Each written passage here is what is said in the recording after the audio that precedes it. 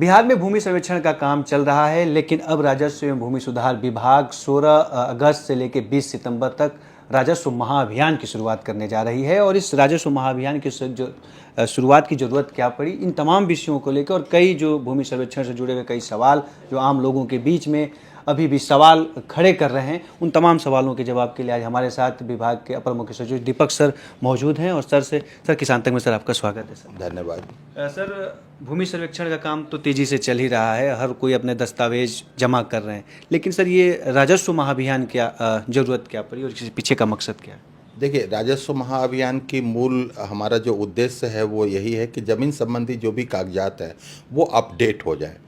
ज़मीन संबंधी कागजातों के अपडेट होने में एक सबसे बड़ी समस्या है कि बहुत सारे ऐसे जमाबंदियां हैं जो अभी भी उन पूर्वजों के नाम से चल रही है जो पूर्वज अब नहीं हैं। और चूँकि परिवार में सब में आपसी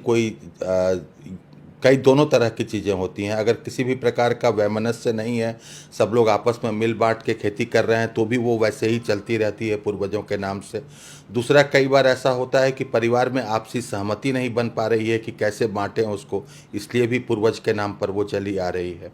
इसी प्रकार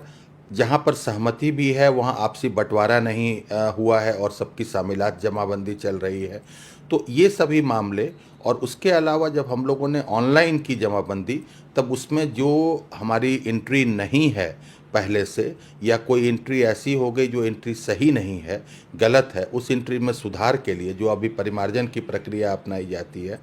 इन सभी चीज़ों के लिए हम ये चाहते हैं कि बजाय इसके कि लोग कहीं पर जाएं, साइबर कैफ़े में, कार्यालय में जाएं, किसी और जगह जाएं, हम उनके पास पहुंच के जो हमारे पास उपलब्ध सूचना है, वो जानकारी है, वो हम उनको दे दें। और वो जो भी सुधार चाहते हैं या उसको दाखिल खारिज चाहते हैं, अभी वर्तमान में जो लोग हैं उसके हिस्सेदार उनके नाम से, या आपसी बंटवारा चाहते हैं, वो काम हम लोग उसके लिए आवेदन ले लें उनसे। तो इसमें हम लोगों का प्लान यही है कि हम लोग एक माइक्रो प्लान सभी अंचल लेवल पे बनाया गया है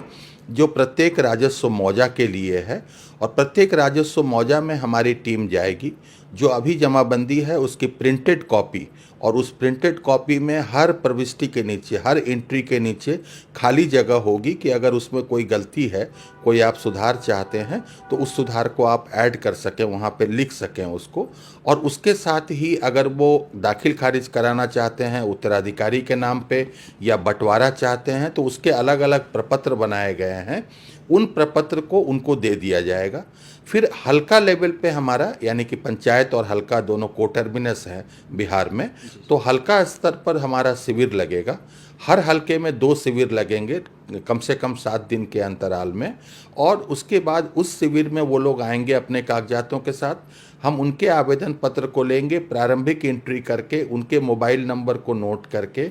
उसी पर OTP भेज के हम उनको रजिस्टर कर लेंगे, ताकि उनको एप्लीकेशन ID मिल जाए। फिर हम पूरे एप्लीकेशन को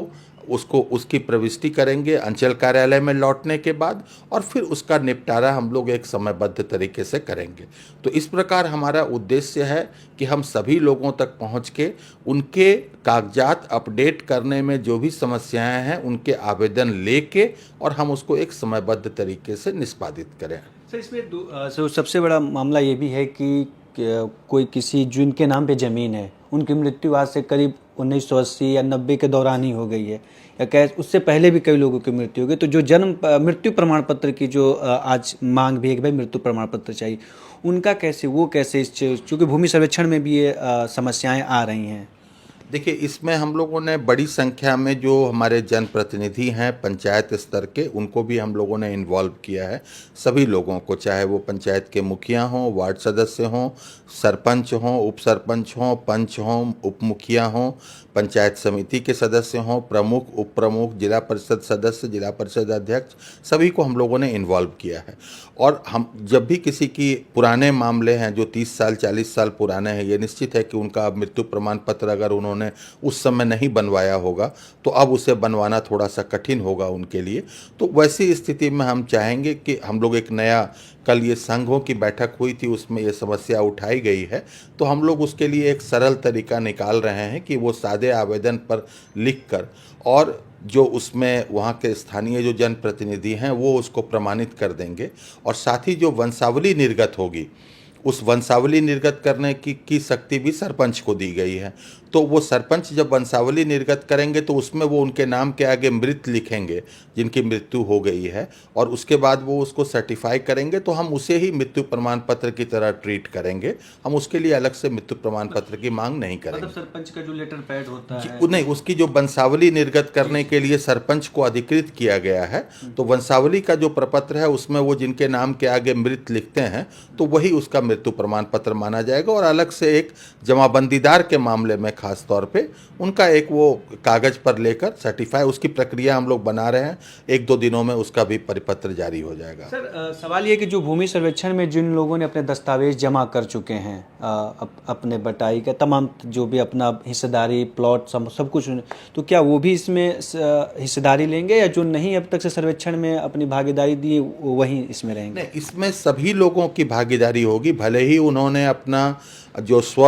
घोषणा है वो जमा किया हो या नहीं जमा किया हो, उससे कोई अंतर नहीं पड़ता है। वो सभी लोगों की इसमें भागीदारी होगी, और अगर मान लीजिए उसमें कोई परिवर्तन होता है जो उनकी स्व घोषणा जो उन्होंने दी है, तो जब हमारी टीम जब जाएगी वहाँ किश्तवाड़ और खानापुरी के लिए गाँव में, तो उस वक्त वो नए कागजात उन्हें उपलब्ध करा देंगे। मतलब इसमें सभी को जो सर्वेक्षण में जमीन जमा दस्तावेज ऑनलाइन कर चुके हैं उनको भी इसमें शामिल हो? बिल्कुल बिल्कुल, ये सभी के लिए है। हम हर घर तक पहुंचेंगे, और जिनको भी आवश्यकता होगी किसी प्रकार के सुधार की, बहुत से लोग ऐसे भी होंगे जिन्हें आवश्यकता नहीं होगी क्योंकि उन्होंने अभी जमीन खरीदी है, ट्रांजैक्शन से खरीदी है, तो वो जमीन का तो जमाबंदी उन्हीं के नाम पे है, दाखिल खारिज, तो वैसे लोगों के लिए आवश्यकता नहीं है। परंतु जिन लोगों की भी किसी भी प्रकार के सुधार के लिए या पूर्वज के नाम से अपने नाम पे ट्रांसफ़र कराना है, वो सभी लोग इस प्रक्रिया में आ सकते हैं। सर, सवाल ये है सर कि जो बाढ़, कई बिहार में कई ऐसे जोन हैं जहाँ पे बाढ़ भी है और वहाँ पे जो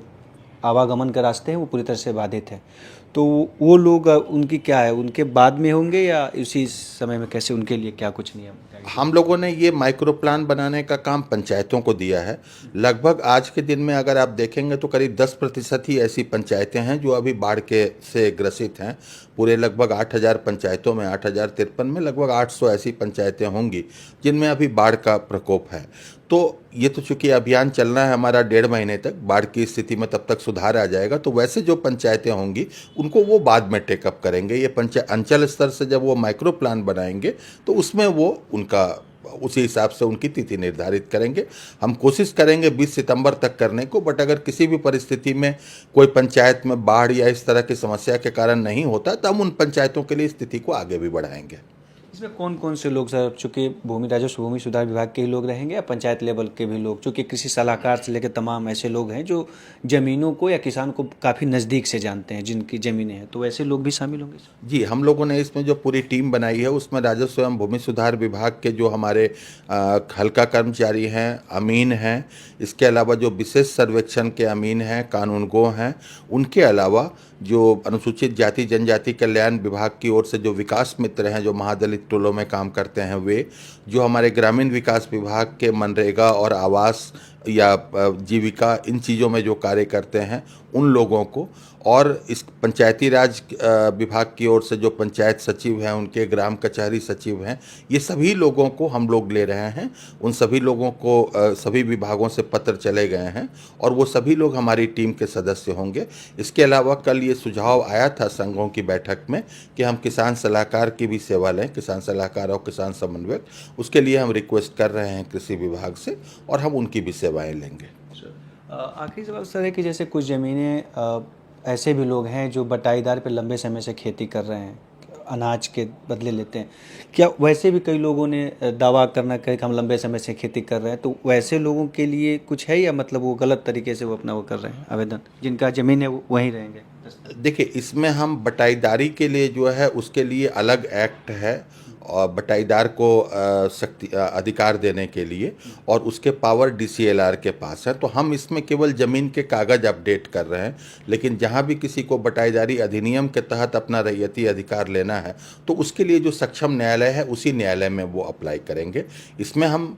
दाखिल खारिज और परिमार्जन, आप ये समझिए कि इन 2 तरह के जो भी मामले हैं हम उन मामलों का निपटारा इस पर कर रहे हैं। सर, भूमि सर्वेक्षण में भी ऐसे चीज़ें हैं जो लोगों ने दे दिया, 10 साल या 12 साल से वो खेती कर रहे हैं, अनाज दे रहे हैं, लेकिन वैसे भी लोग दावा इस तरह की चीज़ें कर रहे हैं, तो क्या वो उनको भी तो दस्तावेज देना पड़ेगा, बताना पड़ेगा कि ज़मीन कैसे आपको मिला या क्या चीज़ें हुई, या ऐसे ही मौखिक कहने से? नहीं, ये तो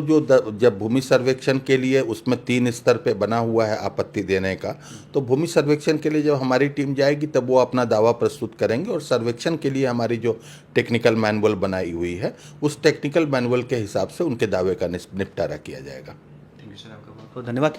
तो राजस्व भूमि सुधार विभाग के द्वारा एक राजस्व महाअभियान की शुरुआत हुई है जो 16 अगस्त से शुरू होगा और 20 सितंबर तक चलेगा। तो आप भी कहीं पे भी हों, बिहार के या बिहार से बाहर, तो ये खबरें आप सुन रहे हों, तो आप भी अपने दस्तावेज और तमाम चीज़ों की तैयारियां पूरी कर लें, और हो सके तो एक बार अपने गांव फिर आइए और जो राजस्व महाअभियान की शुरुआत की गई है उसमें अपनी सहभागिता निभाइए, और जो तमाम मामले हैं ज़मीन के उसका निपटारा के लिए ये एक सुनहरा मौका है। तो आप भी आइए और इस महाअभियान से जुड़िए। खेती कृषि पशुपालन और ग्रामीण क्षेत्र की तमाम बड़ी खबरों के लिए देखते रहिए किसान तक। नमस्कार। अगर ये वीडियो आपको पसंद आया है तो इसे लाइक ज़रूर करें। अगर चैनल अभी तक सब्सक्राइब नहीं किया है तो कर लें, और नोटिफिकेशन पाने के लिए बेल आइकन भी दबा दें।